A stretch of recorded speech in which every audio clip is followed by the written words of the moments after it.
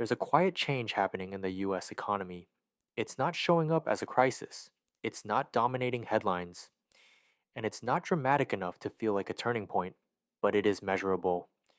American consumers are spending differently, not less in total, but differently in composition, timing, and intent. And that shift is beginning to reshape how the economy functions. In the United States, consumer spending is not just important, it's dominant. Roughly two-thirds of US economic activity comes from consumer spending. That means how people spend, what they prioritize, and what they delay has more influence on the economy than almost any policy decision. So when consumer behavior changes, the economy follows. One of the most common misunderstandings right now is this idea that Americans are simply cutting back. That's not entirely accurate. Total spending hasn't collapsed yet. In many cases, nominal spending is still rising. What has changed is where money goes, what people are willing to delay, and what they consider non negotiable. This distinction matters because economies don't respond the same way to reduced spending as they do to reallocated spending. The shift from discretionary to essential spending. One of the clearest changes is the movement away from discretionary spending. Spending on travel, big ticket retail, home upgrades, and lifestyle purchases has softened relative to essentials. Meanwhile, spending on housing, food, utilities, insurance, and healthcare has become more dominant. This isn't fear driven behavior, it is constraint driven behavior, and constraint changes economic momentum. When essential costs rise faster than income, households don't stop spending, they rebalance. They reduce optional purchases, downshift brands, delay replacements, and substitute credit for cash. This is not emotional decision making, it's arithmetic. And when millions of households do this at the same time, the economic impact compounds. Another important shift is between goods and services. During the stimulus heavy years, goods spending surged and people bought physical items aggressively. Now that that phase is over, goods spending has cooled and services spending has stabilized but become more selective. This rotation matters because when goods are more cyclical and services are more labor intensive and margins behave differently, the economy adjusts based on where demand flows. Another measurable change is how spending is being financed. Credit usage has increased, and not for luxury, but for bridging gaps. That includes groceries, utilities, car maintenance, as well as medical expenses. This doesn't immediately reduce spending, but it changes future spending capacity because debt pulls demand forward and reduces flexibility later. That's a key structural adjustment underway. Why businesses are responding differently than before. Businesses are watching these shifts closely. When spending becomes more essential focused, less discretionary, and more price sensitive, companies respond by protecting margins, slowing expansion, and managing inventory more tightly. This is why hiring slows without collapsing, and why growth cools without recession. This change in spending explains a lot of confusion. It explains why GDP doesn't collapse, unemployment stays relatively low, and why markets remain stable. But confidence feels lower because the economy isn't shrinking, it's reallocating, and although reallocation feels slower than growth, it is not failure. This is not a seasonal change, and it's not a short term reaction either. It's driven by higher fixed costs, accumulated debt, and tighter financial conditions. Until those constraints ease meaningfully, spending behavior will remain cautious. That makes this shift structural, not emotional. Why this reshapes the economy? Quietly. When consumer spending changes shape, the economy adapts quietly. This happens in a form of slower turnover, narrower growth, and selective expansion. This is what a mature, constrained economy looks like. But from a business perspective, where money is spent matters more than the total amount. A dollar spent on groceries, rent, or utilities behaves very differently than a dollar spent on discretionary retail, travel, upgrades, and entertainment. Essential spending has lower margins, is more price sensitive, and leaves less room for growth. As more consumer dollars flow into essentials, overall economic growth slows, even if total spending stays high. One of the most important outcomes of this spending shift is margin compression. When consumers downshift brands, delay purchases, and resist price increases, companies face a dilemma. They can either raise prices and risk demand, absorb costs and shrink margins, or cut expenses elsewhere. Most choose a combination of the latter two. This keeps businesses alive, but changes how they operate. But margin pressure doesn't usually cause immediate layoffs. Instead, it causes slower hiring, fewer openings, delayed expansion, and cautious wage increases. This is why labor markets can remain tight while momentum fades.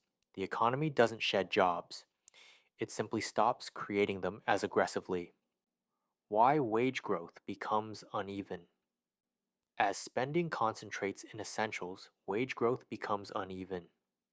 Industries tied to healthcare, utilities, insurance, and basic services remain stable, while industries tied to discretionary spending, cyclical demand, and consumer confidence slow down. This creates the feeling that some workers are doing fine while others fall behind, even within the same economy. Consumers today are more price aware than they were several years ago, not because they want to be, but because they have to be. Higher fixed costs leave less discretionary room. As a result, promotions matter more. Substitutions happen faster, and loyalty weakens. This pressures companies to compete on price without the growth environment to support it. In past cycles, companies responded to demand shifts by expanding, but in this environment, they are responding by stabilizing. That means automation instead of hiring, efficiency over growth, and balance sheet protection over investment. This doesn't feel dramatic, but it changes economic momentum. Productivity improvements often come from investment, but investment slows when margins are under pressure. Financing costs are higher, and demand growth is uncertain. So, even as companies work harder to be efficient, productivity gains arrive slowly. That limits wage growth and reinforces the cycle. Credit can sustain spending temporarily, but it doesn't create new income. So, as households rely more on credit for essentials, future spending capacity declines. Financial stress increases and sensitivity to shocks rises. This doesn't show up immediately, but it shapes behavior over time. Why this creates a low velocity economy. Economists sometimes talk about velocity, how fast money moves through the system. When spending shifts toward essentials and debt service money, circulates more slowly, growth becomes incremental and expansion narrows. This is often described as a low velocity economy, which is not broken, just constrained. This shift doesn't affect all sectors equally, though. Sectors tied to assets, financial markets, and long term contracts can remain strong, even as consumer pressure builds. That's why markets can look calm while the broader economy feels tight, because different parts of the system are responding to different signals. And once spending behavior changes, it tends to reinforce itself. Cautious consumers lead to cautious businesses. Cautious businesses lead to cautious hiring, and cautious hiring reinforces consumer caution. This isn't fear, it's feedback. Why policymakers watch consumer composition closely. Policymakers pay close attention not just to spending levels, but to composition, because composition tells them how constrained households are, how sustainable demand is, and how fragile growth might be. This is one reason policy responses often feel cautious rather than aggressive. The shift in American spending sets the stage for what comes next. It explains slower growth, uneven relief, cautious policy, and stable but constrained conditions. Understanding this helps make sense of the broader picture. The most important takeaway from this change in American spending is not that growth disappears, It's that growth changes shape. Instead of broad, fast expansion, growth becomes narrower, slower, and more selective. Some sectors expand modestly, others stagnate while very few surge. This is not failure, it's normalization under constraint. Why this does not automatically lead to a recession. Historically, recessions are triggered by sudden demand collapse, credit breakdown, financial shocks, and policy mistakes. What's happening now is different. Demand is reallocating, not vanishing. Credit is tightening, not freezing, and employment is slowing, not collapsing. That's why the economy can feel tight without breaking, but a soft landing is not smooth in real time. It feels slower than expected, tighter than hoped, and more frustrating than predicted. That's because a soft landing is not growth returning. It's damage being avoided. That distinction matters. Avoiding collapse does not feel like relief, it feels like restraint.